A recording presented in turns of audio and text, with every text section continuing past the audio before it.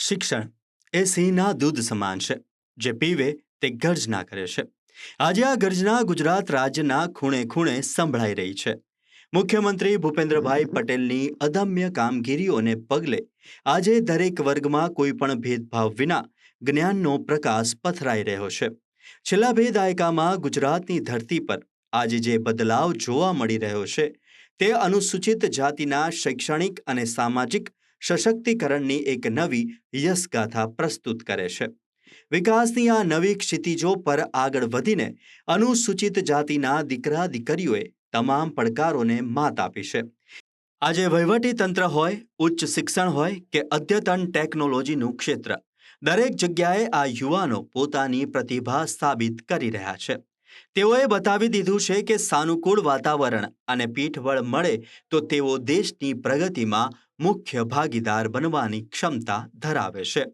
શિક્ષણને પ્રાથમિકતા આપતી સરકારની મક્કમ નીતિઓને કારણે આજે અનુસૂચિત જાતિના ઘરોમાં સમૃદ્ધિ અને ખુશહાલીનો માહોલ છે. શૈક્ષણિક સમાનતાના મિશન સાથે સરકારે છેવાડાના સ્તર સુધી સુવિધાઓનું નેટવર્ક મજબૂત કર્યું છે. પરિણામે હવે આર્થિક નબળાઈ કોઈ તેજસ્વી વિદ્યાર્થીના સપના આડે આવતી નથી. નમસ્તે, મારું નામ પરમાર પ્રિન્સ કુમાર દીપકભાઈ છે. હું રિદ્ધિ કોલેજમાં 4th યર BSc નર્સિંગમાં અભ્યાસ કરું છું. શરૂઆતમાં જ્યારે હું અહીંયા એડમિશન લીધું એ વખતે અહીંયા ડિજિટલ ગુજરાત પ્લેટફોર્મ દ્વારા મને સ્કોલરશિપની એપ્લાય કરવામાં આવેલ હતું, જે દ્વારા મને પોતાના બેંક ખાતામાં 2 હપ્તા જમા થયેલા હતા, જેનાથી મને વિદ્યાર્થી અભ્યાસમાં ખૂબ જ સહાય મળેલ છે. તેથી હું સરકારશ્રીનો ખૂબ ખૂબ ધન્યવાદ વ્યક્ત કરું છું. શૈક્ષણિક ઉત્કર્ષનો નવો પ્રારંભ. શિક્ષણ માત્ર સાક્ષરતા નહીં, સમાનતાનો અધિકાર. છેવાડાના પરિવારો સુધી પહોંચી જ્ઞાનની ગંગા. અનુસૂચિત જાતિ સમાજમાં આવ્યો બૌદ્ધિક બદલાવ. યુવા પેઢીએ મુશ્કેલીઓનો સામનો કરી મેળવ્યું ઉચ્ચ સ્થાન. સમાન અવસર મળતા રાષ્ટ્ર નિર્માણમાં અગ્રેસર બન્યા યુવાનો. લોકહિતની નીતિઓથી SC પરિવારમાં આવી નવી આશા. નાણાકીય સંકટ વચ્ચે ઉચ્ચ અભ્યાસ માટે અવરોધ નહીં. ગ્રામીણ સ્તરની શાળાઓથી શરૂ કરીને દેશની પ્રતિષ્ઠિત યુનિવર્સિટીઓ સુધી સરકારે વિદ્યાર્થીઓને એવું પ્રોત્સાહન પૂરું પાડ્યું છે કે અંતરિયાળ ગામડાનો યુવાન પણ આજે વૈશ્વિક સ્તરની હરીફાઈમાં આત્મવિશ્વાસ સાથે ઊભો રહી શકે છે. સરકારના અથાગ પ્રયાસોથી આજે શિક્ષણ વ્યવસ્થા વધુ આધુનિક, સુવિધાજનક અને ભેદભાવ રહિત બની છે.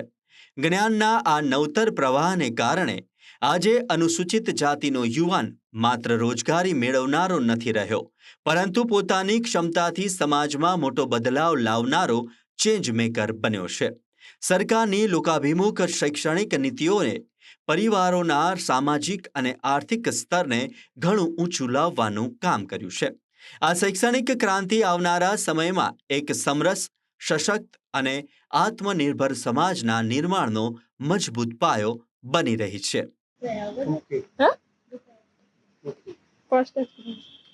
મારું નામ પરમાર આંચલ છે. હું હિંમતનગર તાલુકાના કનાઈ ગામથી આવું છું. હું છેલ્લા 5 વર્ષથી સમરસ કન્યા છાત્રાલયમાં રહું છું. મેં મારું બેચલર અને માસ્ટર સમરસ કન્યા છાત્રાલયમાં રહીને જ પૂરું કર્યું છે. સમરસ કન્યા છાત્રાલયમાં અમને રહેવાની તથા જમવાની તથા શિયાળામાં ગરમ પાણીની સુવિધાઓ અમને પૂરી પાડવામાં આવે છે. અહીંયા અમને સિક્યુરિટી અને વોર્ડન મેડમ દ્વારા અમારી ફૂલ સેફટી રાખવામાં આવે છે, જેથી અમને કોઈ જાતનો કોઈ ભય રહેતો નથી. રમવા માટે આઉટડોર ઇન્ડોર ગેમની બી સુવિધાઓ છે. તેથી સરકારશ્રીનો અમે ખૂબ ખૂબ આભાર માનીએ છીએ. અસ્તુ. આ છે સમરસ હોસ્ટેલ. ભવ્ય ઇન્ફ્રાસ્ટ્રક્ચર, ડિજિટલ સુવિધાઓ અને સકારાત્મક વાતાવરણનું કેન્દ્ર.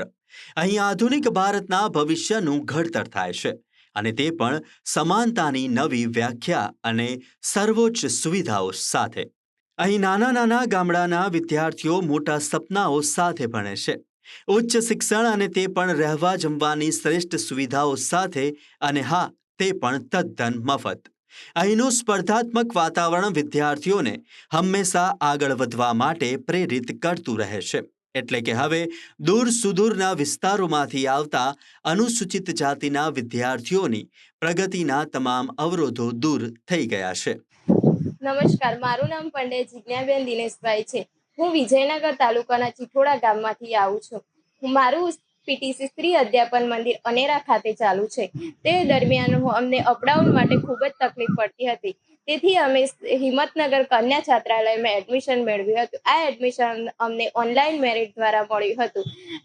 તે દરમિયાન હોસ્ટેલમાં અમને રહેવાની ખૂબ જ સારી સગવડ મળે છે. ઉપરાંત અમને જમવાની અને મિનરલ પાણીની તેમજ શિયાળા દરમિયાન ગરમ પાણીને નાહવાની વ્યવસ્થા કરવામાં આવે છે.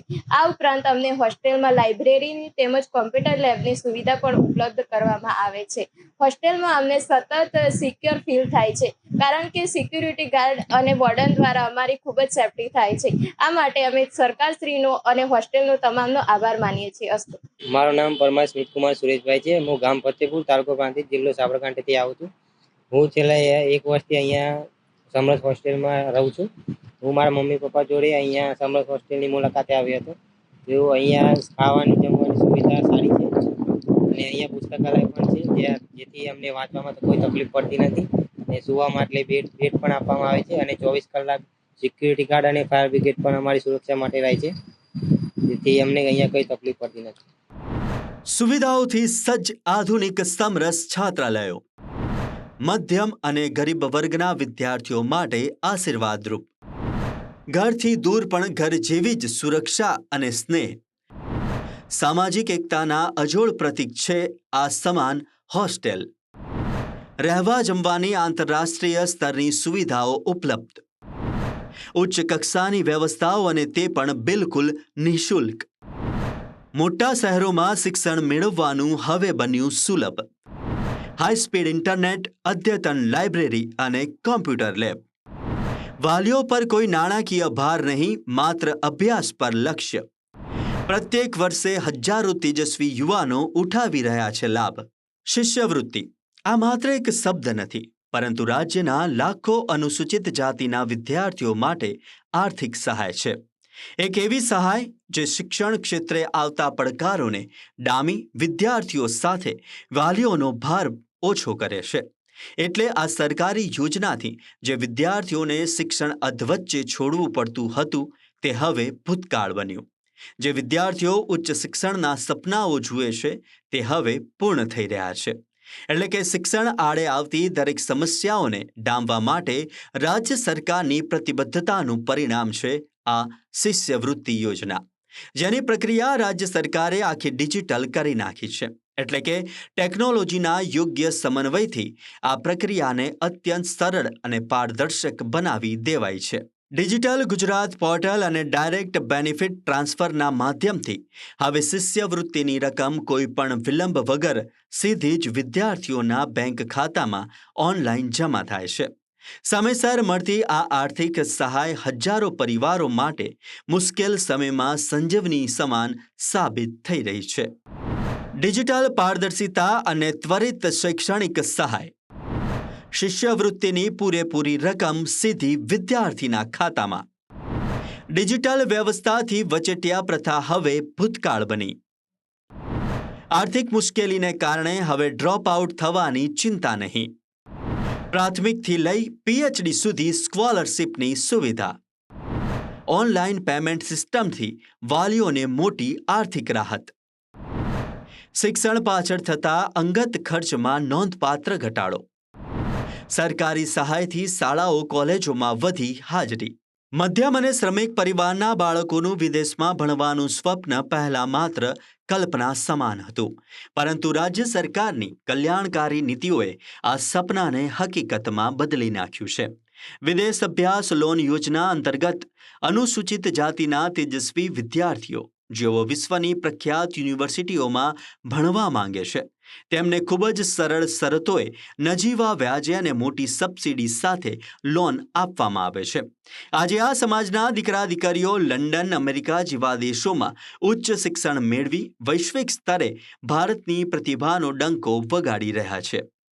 તેમજ સ્પર્ધાત્મક પરીક્ષાના શ્રેષ્ઠ કોચિંગથી એસસી વર્ગના પ્રતિભાશાળી યુવાનો માટે વહીવટી તંત્રના ઉચ્ચ પદો સુધી પહોંચવું વધુ સરળ બન્યું છે.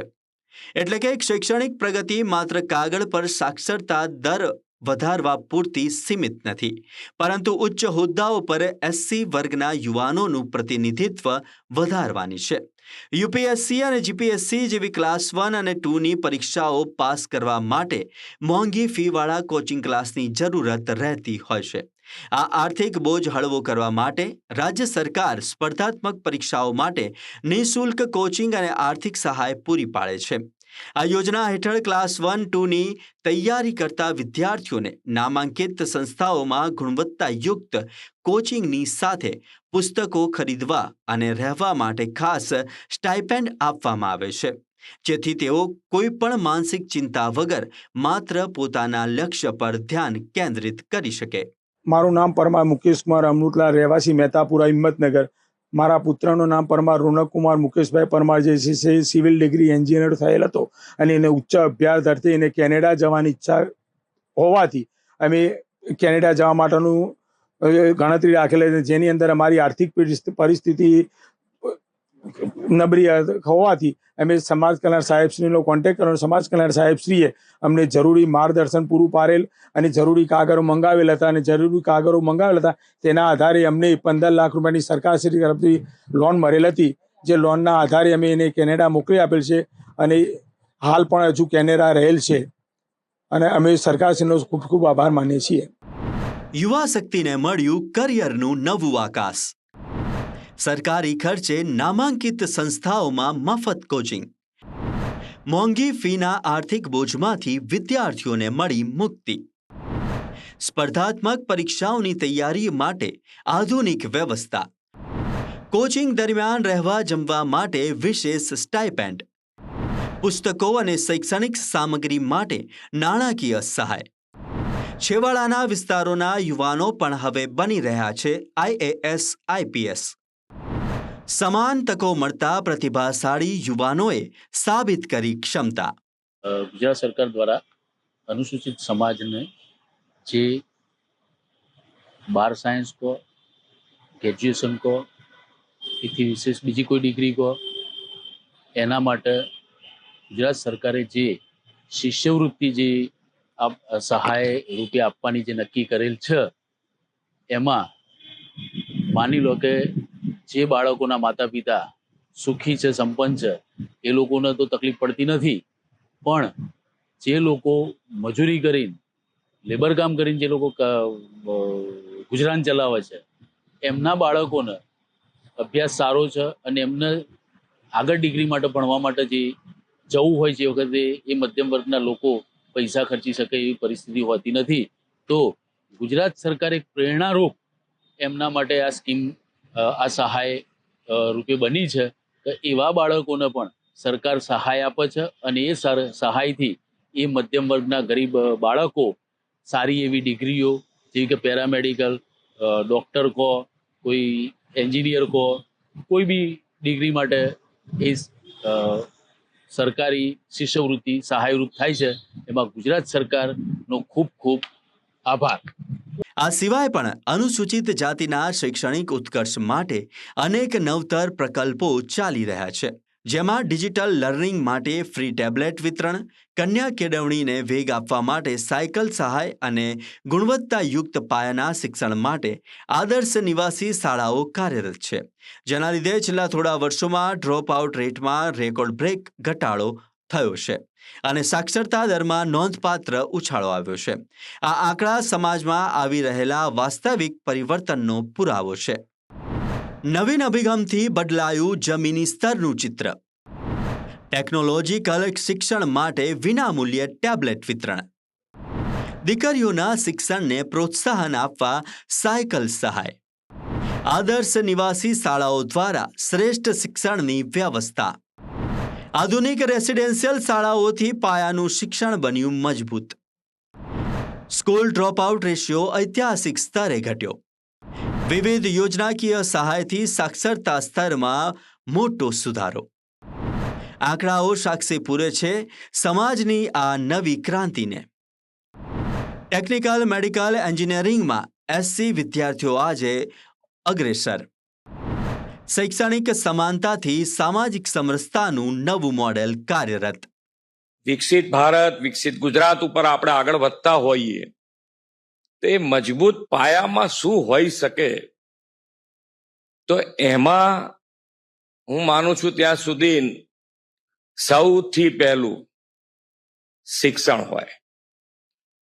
એક પાયો મજબૂતમાં મજબૂત જો શિક્ષણ હોય તો મને લાગે છે ત્યાં સુધી આ વિકસિત ભારતમાં વિકસિત ગુજરાત તરીકે આપણે બહુ મોટું યોગદાન આપી શકીશું. છેલ્લા 2 દાયકામાં અનુસૂચિત જાતિના પરિવારોના જીવન ધોરણમાં આમૂલ પરિવર્તન આવ્યું છે. સચિવાલયથી લઈને વહીવટી તંત્રના ઉચ્ચ હોદ્દાઓ સુધી, ન્યાયતંત્રથી લઈને ટેકનોલોજી ક્ષેત્ર સુધી આ વર્ગના તેજસ્વી યુવાનો પોતાનું કૌશલ્ય દાખવી રહ્યા છે.